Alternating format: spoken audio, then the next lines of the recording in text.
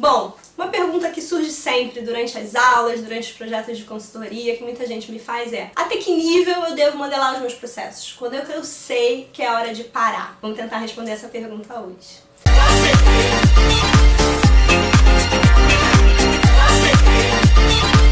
Bom, por onde que a gente começa? Você pode começar uma modelagem de processos pela cadeia de valor da empresa. A cadeia de valor, ela mostra a visão geral dos macroprocessos da organização. Então ela é a que a gente chama de modelagem nível 0. Ali eu tenho separados os processos de negócio, os processos de core business da empresa, os processos de apoio ou de suporte e os processos gerenciais ou de gestão.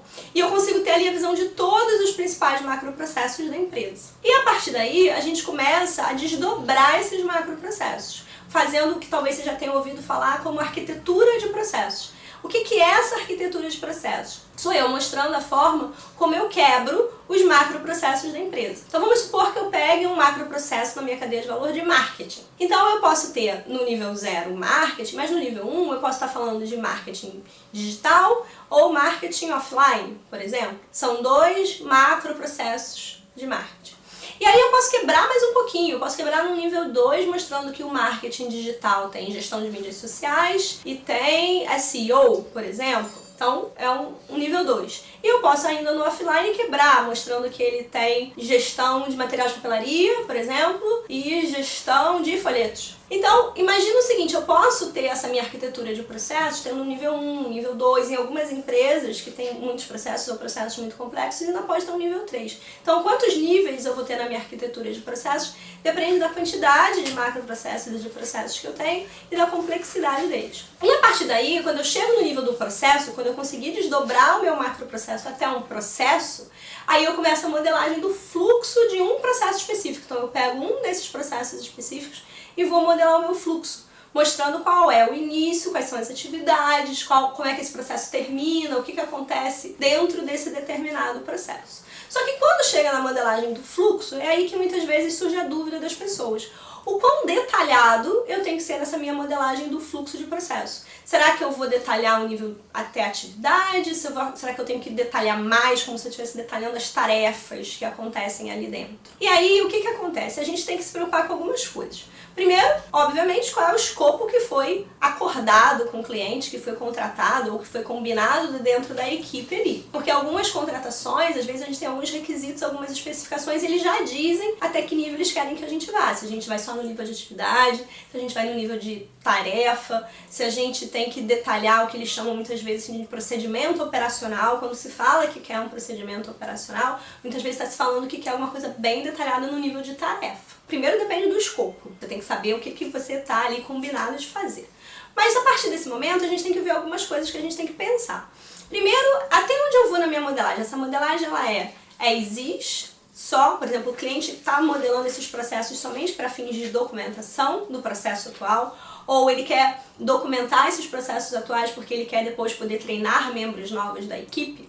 Então o foco é só o existe, então se ele está fazendo isso, ele provavelmente quer um nível de detalhamento razoável nesse existe, porque o existe é um fim em si mesmo. Agora, se eu estou fazendo um existe para eu chegar depois num to be, onde o meu foco de fato é a melhoria depois do processo, eu só estou usando o existe para entender como é que funciona hoje, aí talvez no existe eu não precise ser tão detalhado, eu tenha que ser mais detalhado no to be. Então eu posso fazer um existe mais rápido, com menos detalhes, onde eu entendo as principais atividades, o que entra, o que sai, mas eu faço alguma coisa mais fast ali para poder chegar no to be.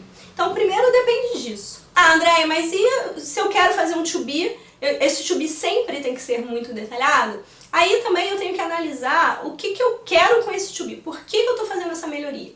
Vamos supor que essa melhoria seja para automatizar depois esse processo com algum sistema, seja um sistema de informação, seja um RPA, seja um BPMS. Se eu quero esse to be para fins de automação, provavelmente eu tenho que ser muito detalhado.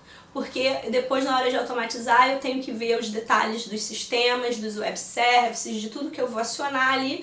Então, eu provavelmente preciso de uma modelagem bem detalhadinha, sim. Se eu estou fazendo essa modelagem de processos para fins de haver um alinhamento entre os meus processos e os meus objetivos estratégicos, aí talvez eu já não precise de tanto nível de detalhe. porque eu preciso ter um entendimento do que aquele processo faz, para que aquele processo contribui, quais são os benefícios que ele agrega, para ver se de fato eu estou ligando o meu processo com os objetivos que ele tem da forma correta, mas eu já não tenho uma necessidade ali operacional do meu processo. Então eu não preciso detalhar tanto, descer tanto o nível de detalhe. Quando eu falo em detalhar muito os processos, a gente tem algumas coisas que a gente pode fazer. Às vezes tem gente que detalha um processo no mesmo diagrama, fazendo um diagrama de fluxo de processo muito grande, muito completo, e a gente não consegue nem visualizar aquilo ali às vezes. Às vezes a gente tem que imprimir aquilo ali em A3, em A0 para conseguir ler o diagrama completo. Mas eu também posso trabalhar essa minha modelagem de fluxo de processo às vezes em camadas. Então, e às vezes eu posso ter um fluxo de processo não tão compridão, mas eu estou colocando os detalhes de como aquelas atividades acontecem em subprocessos. Então é como se eu estivesse criando uma outra camada na minha modelagem de processo dentro dos fluxos. Então quando eu tenho um processo dentro dele, eu tenho alguns subprocessos e esses subprocessos têm mais detalhes de como aquelas atividades são feitas, então ali eu tenho uma outra camada. Então se eu estivesse voltando lá na nossa cadeia de valor, fazendo um raciocínio,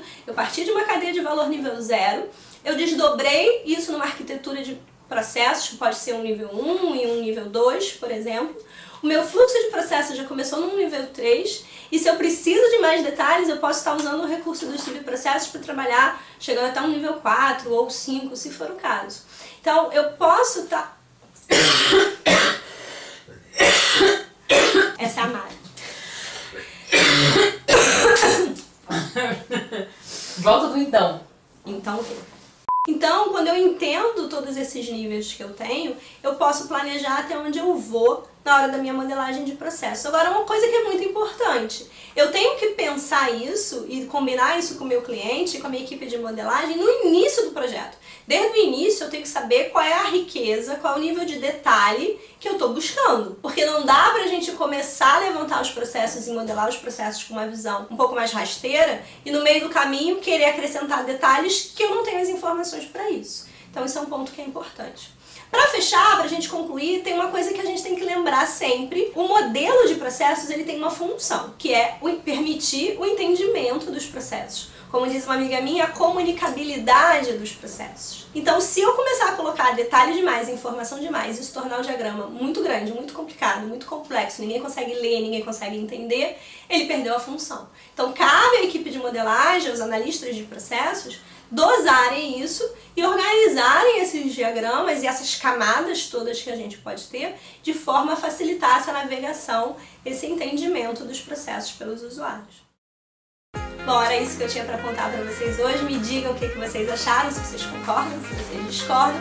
Se gostou desse vídeo, dá um like, se inscreve no canal, clica no sininho. Semana que vem tem mais conteúdo bacana para vocês. Até lá!